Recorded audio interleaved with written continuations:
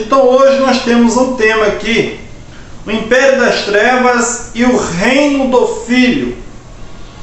Como funciona esse Império das Trevas hoje? Será que ele existe ou ele só existe na mente daquelas pessoas que traz esse império com ele? E esse império, quem era o imperador desse império? Será que era um ser das trevas? Ou era homens que montou esse império? É o que nós vamos analisar nessa noite. Colossenses capítulo 1, versículo 13, para nós começarmos a examinarmos um pouco essa palavra e tirarmos aquilo que é bom para os nossos dias de hoje. Colossenses 1,13: e que nos tirou do poder das trevas e nos transportou para o reino do seu Filho amado. Nós entendemos, aqueles que conhecem já o Evangelho da Graça e o Reino Eterno, o Evangelho ele é um só, ele foi dividido em 3 etapas: Evangelho da Lei, da Graça e o Reino Eterno. Etapas que precisa ser estudada, analisada, para você entender realmente se você está no caminho certo ou você está sendo guiado por um líder. Então ele tirou quem aqui do Império das Trevas? Tirou eu? Ou tirou você? Ou tirou eles? No século I do Império das Trevas. O que era esse Império das Trevas? É o que nós vamos examinar um pouco da palavra hoje. Quem estava no Império das Trevas? Era nós? Era 1000 anos atrás? Ou era no primeiro século? E infelizmente hoje é pregada essa mensagem levando o povo para o Império das Trevas. Mas o Império das Trevas já foi destruído, aniquilado para sempre. As trevas só estão no seu conhecimento e no meu, mas quando você entender realmente que a Bíblia ela já se cumpriu e nós precisamos entender os fatores da história para saber aonde nós estamos, muita coisa vai mudar na sua vida. Colossenses 2,13 que diz assim: e a vós, quando estavas mortos nos vossos delitos e na incircuncisão da vossa carne, vos vivificou juntamente com ele, perdoando-nos todos os delitos, ou pecado, é a mesma palavra. E havendo riscado o escrito de dívida que havia contra nós nas suas ordenanças, a qual nos era contrária, removeu do meio de nós, cravando-o na cruz. Então, quem que Cristo tirou do império das trevas, transportando para o império da luz, e perdoando todos os pecados, e riscando o escrito de dívida, que dívida era essa? Aonde estava escrito que o homem era pecador? Tinha uma lei, era a lei de Moisés, todo escrito de dívida, Cristo pagou na cruz e riscou. Ele riscou o quê? Anulando toda acusação que a lei de Moisés acusava os seus filhos. E cravou na cruz. E dali ele sumiu. A dívida foi paga. Quando Adão pecou, ele montou um império da morte, ou das trevas. Adão era o primeiro homem. A decisão dele contava muito daquilo que ia ser para frente. Mas quando ele pecou, qual foi o pecado de Adão? O pecado de Adão, ele desobedeceu a Deus. Quando Deus diz: o dia que você comer, você vai separar de mim, o homem vai ficar longe de Deus. E Adão comeu e isso aconteceu. Gerou uma morte no espírito, ou uma morte no entendimento do homem. O homem nunca mais conseguiu comunicar com Deus. Então Adão é afastado do jardim e traz essa mensagem: nós estamos sem Deus agora. Então ele montou um império império da morte na mente das pessoas. Todos que nasciam estavam condenados através daquele ato de Adão. Gênesis capítulo 1, 3:17. E o homem, ele disse: porquanto deste ouvido a voz da tua mulher e comeste da árvore de que te ordenei, dizendo: não comerás dela. Maldito é a terra por tua causa. Em fadiga comerás dela todos os dias da sua vida. Então a terra se tornou maldita pela desobediência de Adão. 1 Coríntios capítulo 15, versículo 21 vai dizer: porque assim como por um homem veio a morte, também por um homem veio a ressurreição dos mortos. Todos acreditam que Adão matou a todos, mas é difícil deles colocar na mente de um religioso que Cristo ele veio para dar vida para todos. Então isso é muito difícil, porque ninguém levantou a mão lá atrás e aceitou o pecado de Adão. Como eu hoje tenho que levantar a mão para aceitar o sacrifício de Cristo? Você não acha que tem alguma coisa debaixo desse angu? Então precisamos analisar. Se pelo homem veio a morte, agora pelo segundo Adão veio a vida. A vida, todos aqueles que acreditassem ali no período da transição do velho Adão e o novo Adão. Então isso hoje é muito difícil para uma mente religiosa entender que foi passado para eles desde criança que ele era pecador. Eles dão um salto para trás da cruz, pegando toda a maldição de Adão e não entendendo o sacrifício de Cristo, que a dívida foi paga, e riscaram a dívida. Uma dívida rasgada, arriscada, não tem como ninguém pagar. Cristo pagou. 2 Coríntios capítulo 3, versículo 7, nós vamos ver quem matava as pessoas, quem acusava o povo. O ministério que Deus deu para Moisés não era um ministério de vida, era um ministério de morte. O ministério de Cristo era um ministério de vida e vida eterna. Mas o de Moisés não era um ministério de vida, era um ministério de morte. Vamos ver. Ora, se o ministério da morte é o quê? Pois o ministério de Moisés, meus irmãos, não era para dar vida, era para matar. Está escrito aqui. Ora, se o ministério da morte, gravado com letra em pedras, veio em glória, de maneira que os filhos de Israel não podiam fixar os olhos no rosto de Moisés, por causa da glória do seu rosto, a qual se estava desvanecendo, como não será de maior glória o ministério do Espírito? Então você consegue entender que aonde estava a morte? No ministério gravado na pedra: não matarás. Aqueles que matar vai morrer. Pegamos uma mulher no ato de adultério, e pela lei de Moisés ela precisa ser morta. Então você nota que a lei ela matava. Todos aqueles que não observavam a lei era pego por ela. Então era um ministério de condenação e morte. Se esse ministério tinha glória, quanto mais o ministério de Cristo, do Espírito, para dar vida às pessoas. Então esse ia transbordar de glória.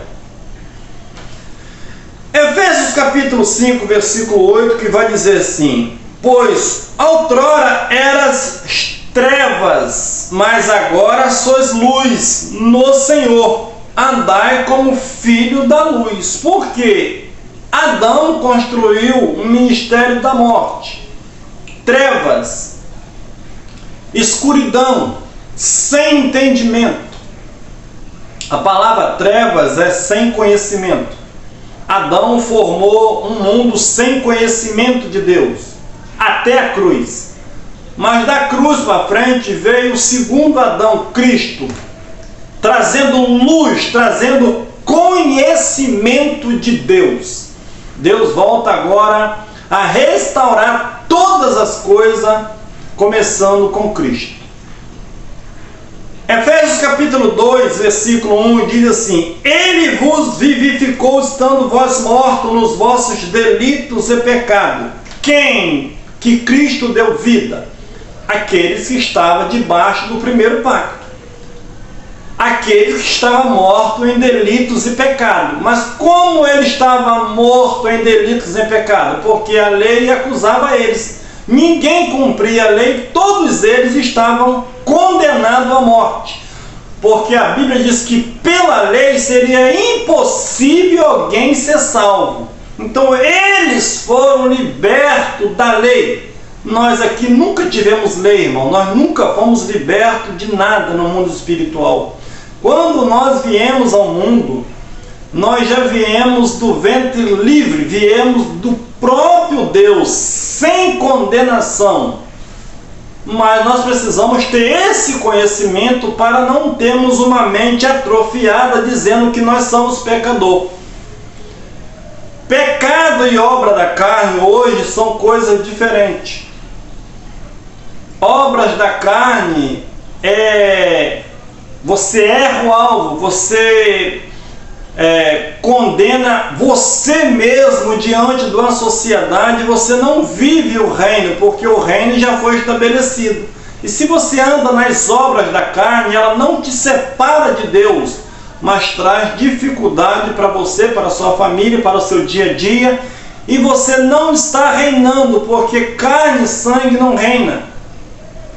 O que entra nesse reino espiritual é paz, alegria e gozo no Espírito. É isso que você precisa ter.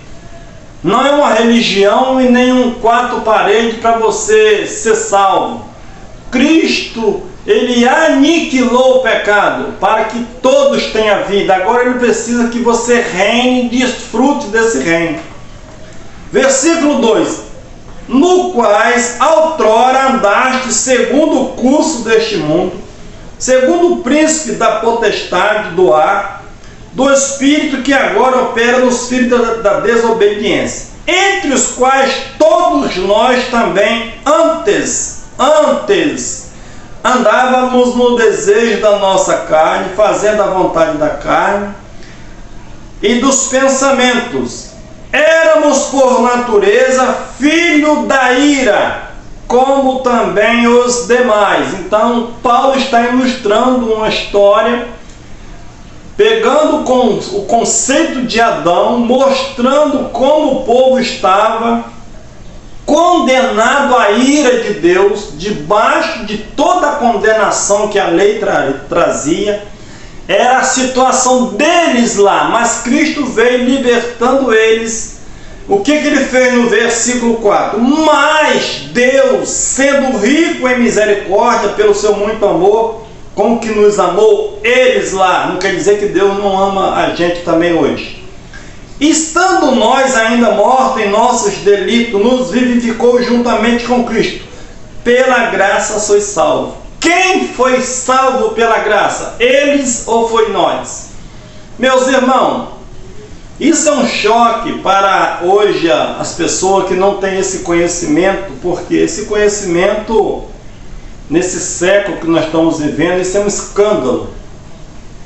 Porque nós nunca fomos salvos pela graça.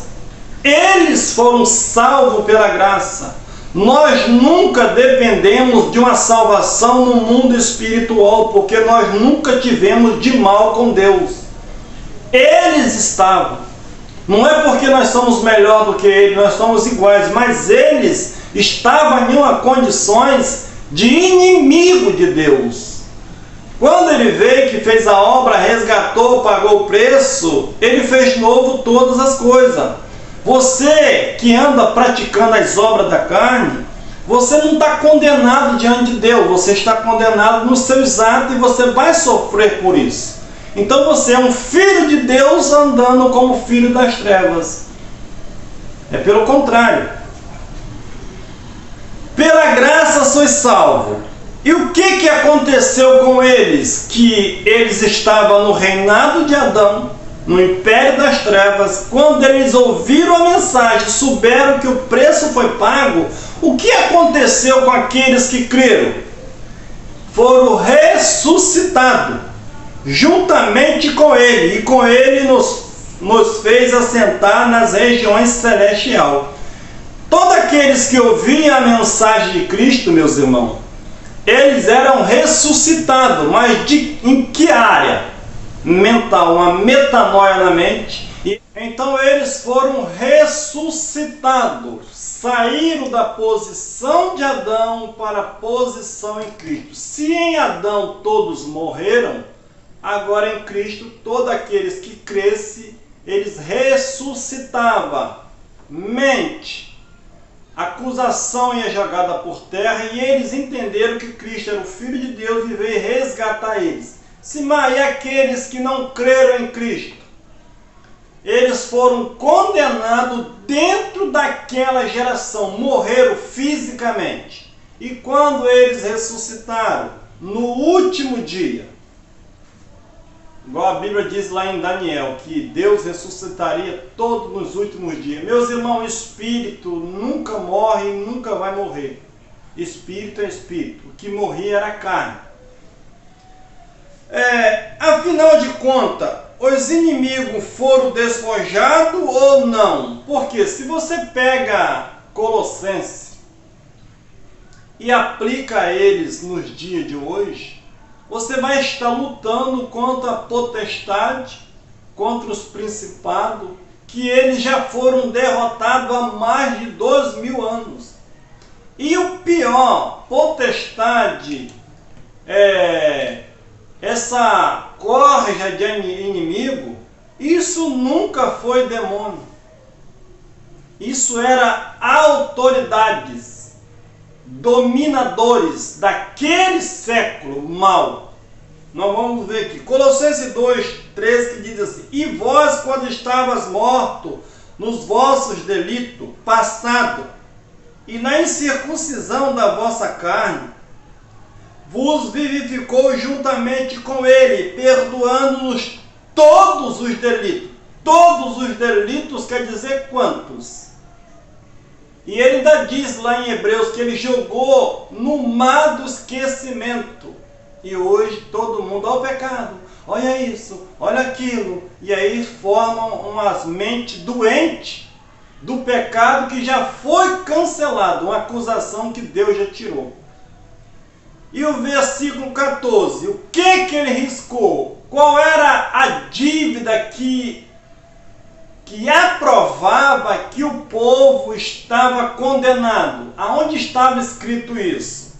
E havendo riscado o escrito de dívida que havia contra nós, contra eles, nas suas ordenanças, o qual nos era contrário, removeu do meio de nós, cravando-o na cruz. Removeu do meio deles, cravando na cruz. Ele não tirou nada do nosso meio. Tirou do meio deles. Fez a paz, estabeleceu o seu reino para sempre. Quando eu e você nascemos, já nascemos no reino dele. Versículo 15. E tendo despojado os principados e potestades, exibiu publicamente, deles triunfou na mesma cruz. Principado e potestade. Nós fomos ensinados, meus irmãos, que esse principado e potestade é um demônio que está nas regiões celestiais. Está lá rangindo os dentes, soltando a capetada e mandando pegar todo mundo que não dava dízimo e nem oferta. Essa filosofia foi passada para nós, mas a própria Bíblia diz que principado e potestade era poderes, príncipe. Os principados e potestades estavam onde? Nas sinagogas, no templo de Jerusalém. Quem condenou Jesus? Os principados e potestades. Era isso que Paulo está alertando. E Cristo, quando vai para a cruz, ele aniquila essa forma de adorar a Deus, porque a lei ali ela deixa de ter efeito e Cristo resgata o povo daquela maldição da lei. Gálatas 3. Porque pela lei ninguém se salvaria, pois Cristo resgatou eles da maldição da lei. Então, potestade e principado e potestade era as autoridades eclesiásticas daquela época que viviam nos lugares celestiais. Aonde eram os lugares celestiais? Era onde ensinava de Deus. Cristo tira eles daquela posição e leva para uma autoridade também celestial, ressuscita eles, colocando eles nas regiões celestiais. Não é lá no céu, meus irmãos, era numa posição elevada com Deus, no mundo espiritual. E quantas vezes nós expulsamos potestade, né? Aqui tem uma potestade.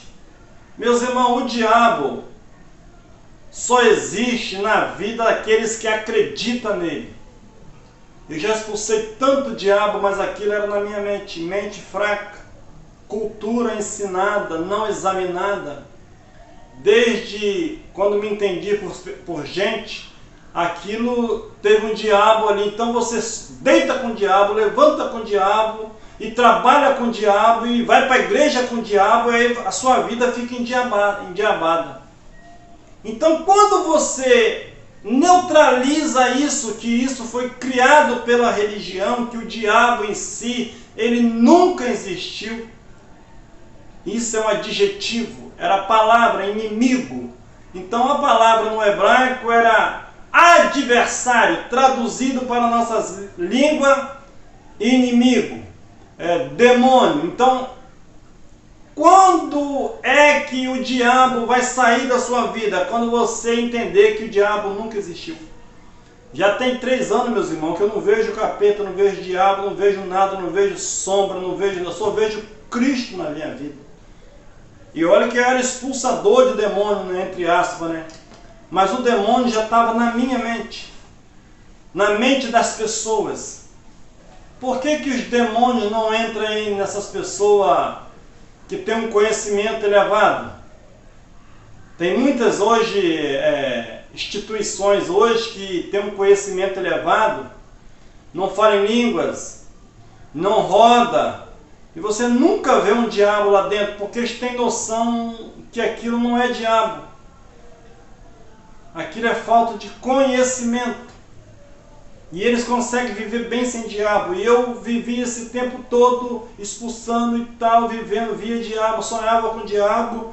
Mas glórias a Deus que o conhecimento de Deus chegou na minha vida, na minha família. E nunca mais nós vimos diabo, porque ele não existe, só existe na mente daqueles que acreditam nele. E o versículo 16, nós vamos entender que a potestade e as autoridades ali, os principais de potestade, eram pessoas. Quando Cristo exibiu publicamente deles e triunfou, despojou. Meus irmãos, essa palavra despojou eles, essa tática de guerra era muito conhecida no Antigo Testamento e é até hoje nos dias atuais, quando um país invade o outro. Um país invade o outro, destrói todos os seus exércitos e eles pegam o despojo, tudo aquilo que eles conseguiram arrecadar do inimigo. Ele destruiu o inimigo para poder despojar alguém, tem que destruir esse exército primeiro. Então, quando Cristo despojou os principados e potestades, exibiu publicamente, tirou todos os bens dele e dele triunfou. Então, quando um exército invadia um outro país, ele destruía os inimigos e apanhava o despojo e repartia com o povo. Foi isso que Cristo fez. E agora, ninguém vos julgue pelo comer. Então tinha alguém que julgava eles pelo comer, não tinha? Quando Cristo aniquila essa lei, os principados e potestades, agora ninguém poderia acusar eles. No versículo 16. Ninguém, pois, vos julgue pelo comer ou pelo beber, ou por causa de dias de festa, ou de lua nova, ou do sábado. Então, o que julgava as pessoas? Era a lei. Se as pessoas erravam, e era raramente um não errara, seria julgado e condenado pela lei. Quando Cristo rasga o escrito de dívida, ele estava anulando aquele efeito que condenava aquelas pessoas. Precisava crer nele, porque ali já havia um juízo predito pela lei de Moisés, que Jerusalém seria destruída. Aqueles que crescem em Cristo escapariam no dia da tribulação. Aqueles que não crescem morreriam dentro daquela geração, igual aconteceu no ano 70. O príncipe daquele mundo já estava julgado. Se os principados e potestades foi destruído e pegaram o seu despojo, como alguém hoje, meus irmãos, vai lutar contra esses inimigos que parece que são invisíveis hoje? Só na mente daqueles que não conhecem, igual eu também não conhecia. João 16, versículo 11, que diz assim: e do juízo, porque o príncipe deste mundo já está julgado. Meus irmãos, se alguém é condenado e julgado, julgado e condenado, a pessoa está lá no réu sentado esperando um resultado. Veio o juiz lá, bate o martelo e condena aquela pessoa. O que aquela pessoa vai fazer mais? Está condenado. Ele não está mais em ação. E Jesus está dizendo, o príncipe deste mundo já está julgado. E as pessoas estão dizendo que o príncipe desse mundo, meus irmãos, esse mundo é outro. Aquele mundo era o mundo de Adão. Cristo veio julgar aquele mundo. Mas depois que Jerusalém caiu e todas as coisas aconteceram lá no ano 70, já é outro mundo. Aquele que estava sentado no trono diz, eis que eu faço novas todas as coisas. Tira esse mundo velho da sua cabeça. O príncipe daquele mundo era o diabo, que era o acusador. Mas depois da queda de Jerusalém, o príncipe foi aniquilado, foi julgado. Jesus disse, o príncipe desse mundo já está julgado. E como ele vai julgar alguém hoje e tem alguém no domínio desse príncipe? É só na cabeça daqueles que não conseguem entender. João capítulo 12, versículo 31. Agora é o juízo deste mundo. Agora será expulso o príncipe deste mundo. Agora é hoje? Ou foi há 2000 anos atrás que o príncipe daquele mundo foi expulso, meus irmãos? E com quem as pessoas estão lutando hoje? Com feitiço. Porque a falta de entendimento é pior do que macumba. Macumba é a obra da carne, mas as pessoas são enfeitiçadas por aquilo que ouve e não analisa a Escritura. E hoje as pessoas, olha irmão, o príncipe desse mundo, meus irmãos, o príncipe daquele mundo já foi julgado há 2000 anos atrás. E quem é o príncipe desse mundo depois de 70? É Deus. Ele reina pelos séculos dos séculos e vai continuar reinando, ainda que você não entenda ou que entenda, ele é o rei para sempre. Não tem arrebatamento, não tem fim de mundo. Ele é rei de reis, senhor do senhor, e ele reina pelos séculos dos séculos.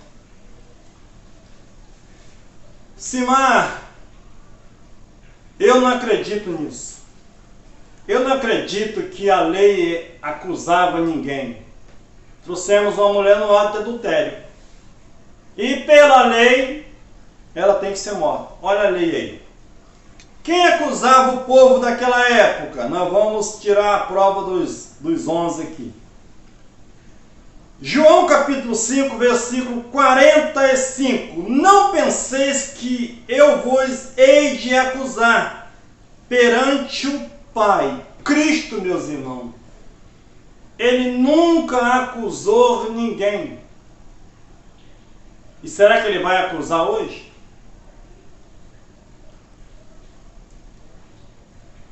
Há um que vos acusa, Moisés. Então, quem acusava o povo naquela época? Moisés. Quando ele fala Moisés, meus irmãos, ele refere às leis. Porque a lei de Moisés era um ministério de condenação e morte, em que vós esperais. Então as pessoas, eles esperavam em Moisés, mas nunca cumpriam mandamento. E não acreditavam em Cristo. Jesus diz, olha, eu não vos acusarei vocês diante do Pai. Existe um que acusa. É o que vocês esperam dele. O que está escrito em Moisés vai acusar vocês, porque vocês não vão crer em mim, vocês vão ser acusados pela lei e vai morrer por ela. Apocalipse capítulo 12, versículo 10, nós vamos ver aquele inimigo que acusava o povo de Deus dia e noite. Quem era? Era um Satanás. Era o velho das trevas. Nós já provamos para você aqui que quem acusava o povo era quem? Moisés, era a lei de Moisés. Então agora fica fácil para nós entendermos Apocalipse capítulo 12, versículo 10, que diz assim: então ouvi uma grande voz do céu, que dizia, agora é chegada a salvação, e o poder, e o reino do nosso Deus. Por que agora o autor está dizendo? Porque ele estava olhando Jerusalém sendo destruída e chegando ao seu fim. E se o templo fosse destruído, todo sacerdote, todo império e potestade fosse derrubado no ano 70, o reino de Deus seria estabelecido para sempre. Porque havia ali alguns que eram da lei e alguns que acreditavam em Cristo. Quando Jerusalém é jogada por terra, agora o autor está dizendo, agora é chegado o reino do nosso Deus e a autoridade do seu Cristo, porque já foi lançado fora o acusador de nossos irmãos, a qual diante do nosso Deus os acusavam dia e noite. Quem acusava os filhos de Deus, meus irmãos, dia e noite? Preste atenção. Jesus disse, eu não acuso vocês diante do meu Pai. Há um que vos acusa, é Moisés. Então, Moisés referia à lei de Moisés. Se a lei de Moisés era um ministério de condenação e morte, quem é que acusava os filhos de Deus dia e noite? Se não fosse a lei de Moisés. Ah, mas eu não... Não, está escrito. Quem acusava o povo era a própria lei. E quando Cristo veio, o fim da lei é Cristo para todos aqueles que crescem. E hoje, meus irmãos, hoje nós vivemos em outro mundo. Nós vivemos no paraíso constituído por Deus. Mas eu não acredito, mas todas as coisas já foi restaurada. Agora precisa ter mente sarada para poder viver esse paraíso. Porque esse paraíso, meus irmãos, não é no seu olho material. O paraíso é aquilo que Deus estabeleceu lá. Se você espera um dia ir para o paraíso, você está redondamente enganado. Porque a Bíblia diz que o céu e a terra já foram reconciliados. Havendo ele, Colossenses 1, de 18 em diante, pelo seu sangue ele fez a paz, e ele reconciliou consigo mesmo todas as coisas, tanto as que estão no céu, quanto as que estão na terra. Então, viva o reino, desfrute desse reino, meus irmãos, e sai do engano, porque o inimigo já foi destruído há 2.000 anos atrás. E quando você entender e parar de lutar contra esse engano todo religioso, você vai entender realmente o que é desfrutar do reino estabelecido por Deus. Melhor noite, até uma próxima oportunidade.